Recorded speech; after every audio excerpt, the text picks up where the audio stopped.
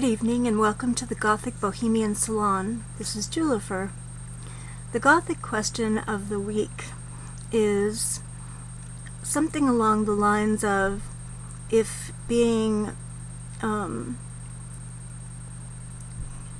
social outcast is something that's necessary in order to feel akin to the Gothic sensibility, if it's a prerequisite for being a goth. Well, maybe prerequisite isn't the right words, but it's what I sort of got out of the question. I thought about this for a while because I feel it's a very important question, and I have to say that it only serves one purpose: to be a part of the mainstream, to be acceptable to the mainstream and to be accepted by the mainstream, to be cultivated by the mainstream or followed, to be influenced by the mainstream, or to have our symbols and aesthetics appropriated by, say, the fashion community or the graphic artists who do our commercials and our advertisements, our billboards, our ads in magazines, etc. People who design things for the mainstream. The only good thing that comes out of being acceptable to the mainstream, in my opinion, is the potentiality of being able to more easily find aesthetically pleasing clothing, shoes, handbags, pants, possibly music that you might not be able, or you might not have been able to get very readily before. The best thing to come out of black being an acceptable color to wear, for example, is that it's a lot easier to find black clothes in the Goodwill. It used to be almost impossible to find anything black in the Goodwill. It was a color that nobody wore except for, and I've said this before, except for priests, nuns, and similar people. It was just an anathema to regular society for you to wear black, and those colors just weren't available in your regular store to procure. If you wanted black clothes, you had to look maybe to for women to lingerie. If you were lucky, maybe you might know about dyeing clothes and you might have been able to dye your own. Though I'm not sure how easy it was to get black dye back then. I don't remember it being particularly easy, but I don't remember it being hard either, so it could go either way. I did dye quite a few clothes black back in the day, and that leads me to think that it must have been a little bit easier to procure black dye than I'm thinking. But I do remember that a lot of the clothes that you could find were made of some pretty tricky materials, some kind of nasty polyesters and things like that. Because they were made in the 70s and they were supposed to be sexy, you know, lacy after, you know, after evening, after your date kind of clothes. And they weren't comfortable or very pretty.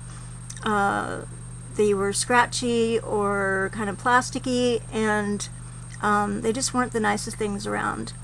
Second to that, what you might be able to find back then would be maybe Victorian clothes, or maybe some things from the 30s or 40s. Certainly we got a lot of our shoes from the 30s and 40s. These kind of clunky sort of governess kind of shoes, what you'd imagine a governess to wear, these kind of clunky heeled, round-toed 1930s shoes, and I think they wore them in the 40s as well. We also like to wear spiky shoes, stilettos and things like that. If you were very lucky, you might know about fetish leather wear, and you might be able to find some things made out of that, but that was still in its infancy as well, and there wasn't really much in those terms either. Now, as far as other things, it used to be really hard, for example, to find bones and skulls. It was really difficult to find coffin plates or Victorian mourning jewelry. It was very hard to find books on cemeteries and gravestones.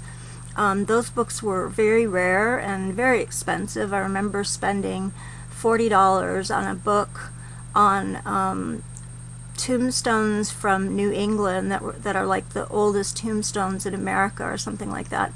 I remember forking over $40 way back in the early 80s because there were no other books about cemeteries. Now there's a plethora of books on cemeteries, and you almost have too many to choose from, so there's that.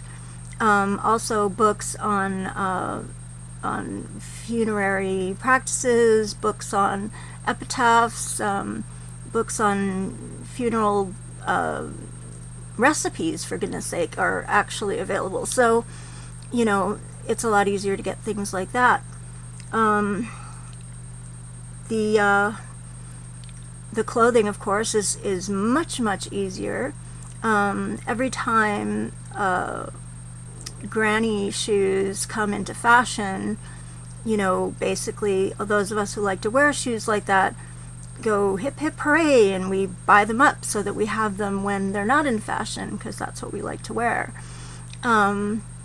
And of course, finding real shoes from the Victorian period is pretty difficult, and you don't really want to wear things like that because they're in short supply, and why wear them out so that they can't be saved for future generations to study or understand.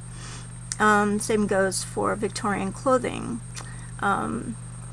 I don't want to digress into a diatribe on why one should not wear vintage clothing. I'll talk about that in another video.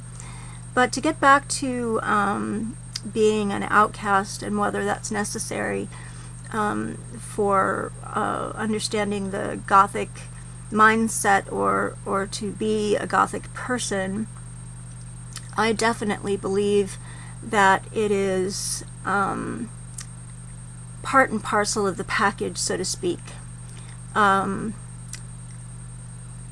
I will also say that trying to fit in to the Gothic subculture is as bad as trying to fit into the larger subculture. Basically, what you really want is you want to follow your heart, your dreams, you want to figure out what it is that moves you. If it happens to be Gothic, if it happens to fall within those aesthetic grounds or those sensibilities, then you've found your sphere and more power to you. But it's best not to wrap yourself up in a Gothic cloak before you've really discovered whether it's something that comes deep from within you. Maybe you think it looks cool, or you think that would be fun or neat, or whatever. It's okay to try things out when you're young and even when you're older. If you're attracted to something, of course you want to try it out to see if it fits. I'm not saying that you shouldn't do that. But once you've done that and figured it out, perhaps you might want to express yourself in a more personal way. I think that one thing we shouldn't be concerned with is whether we're outcasts or not. Like I said, the only reason to be grateful for the wider culture being accepting of us is shopping opportunities. And I am being quite serious when I say this.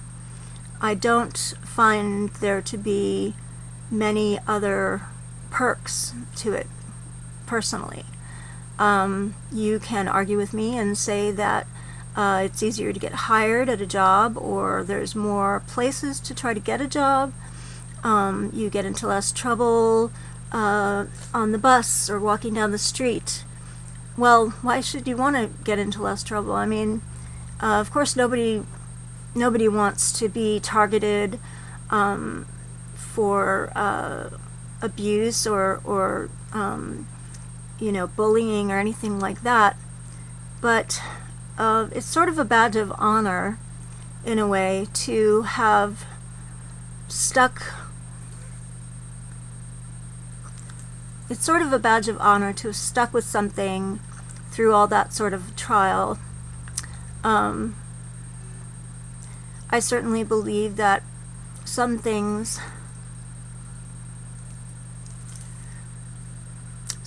you need to earn. Like a tattoo. Tattoos hurt, and I'm glad that they hurt, because they should be earned. They shouldn't be something that you just think of off the top of your head and run off and go get, though people do treat them like that these days. They should be something that you have to kind of go through some kind of suffering to be able to wear that badge of honor.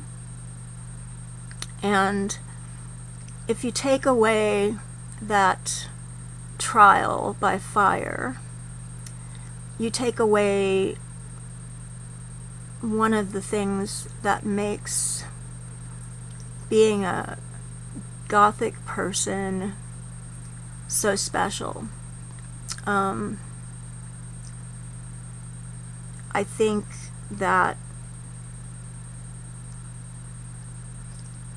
you take away the possibility of earning your place.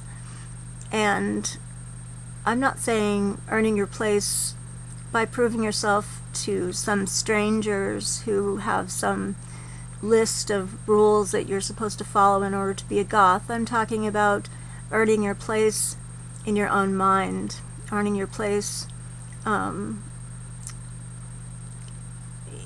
your own terms. I hope that makes sense.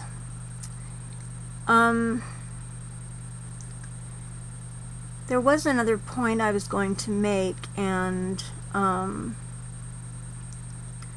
basically it has to do with something that I'm going through right now that I'm having a great deal of trouble accepting, and that is how accepting people are of the way I look and comport myself these days. People don't seem to be bothered by much that's going on here, or even here. And these things used to be a lot more of a source of contention between me and quote-unquote normal people. I find it very disturbing to be complimented on my hair or my tattoos or my makeup these days. I didn't do my hair in order to be accepted or admired by anyone, and I didn't get tattooed to be accepted. Quite the opposite, really. I got tattooed to ensure that I would be an outcast, actually. I got tattooed in order to commit myself to an artistic life. Well, so far so good, but nowadays tattoos are so common that even tattoos on the backs of your hands are really not that big of a deal. Though I did just read an article recently that people who hire employees often don't hire people with tattoos because they think they look dirty and unreliable and things like that. and they didn't see any positive side to hiring somebody with a tattoo. Now, I would think that there are professions where having a tattoo is more to your benefit, like any sort of creative profession, like hairdresser or a tattoo artist, obviously, or another kind of artist. But they didn't mention anything like that, so I don't know if they took that into account in their study. So, I've been contemplating tattooing part of my face, and I think that we're still at a point where that isn't so acceptable, so I'm hoping that that's the case. Now, I don't want to be punched in the face again like I was when I was younger for the tattoos on my hands. I am going to be trying to find out if the tattoo would be coverable first before I go in and do anything, and I'm going to be thinking about it very, very carefully before I do it. I've been wanting a tattoo on my face, however, for about 32 years, and I think it's about time. I'm just not quite sure what to do yet.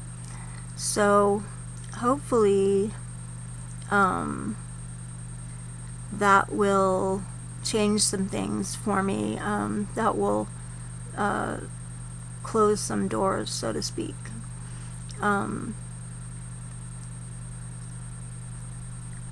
I don't dye my hair to look prettier, and I don't wear the makeup I do to look prettier, and I don't wear the clothes that I do to be pretty. All that sort of seems like it's done to satisfy other people, and I'm not interested in what other people have to say. But I am interested in how they react when they react so positively. I find it disturbing. So, in conclusion, I do feel that being an outcast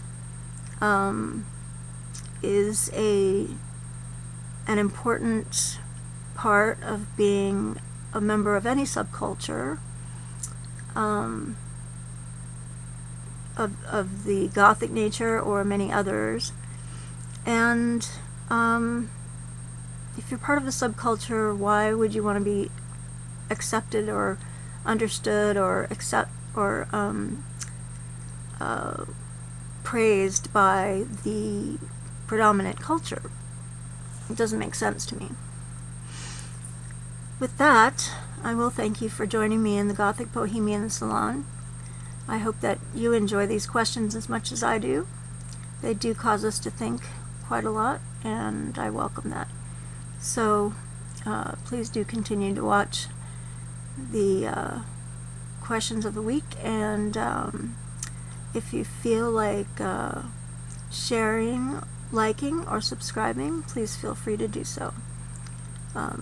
Take care and have a good night.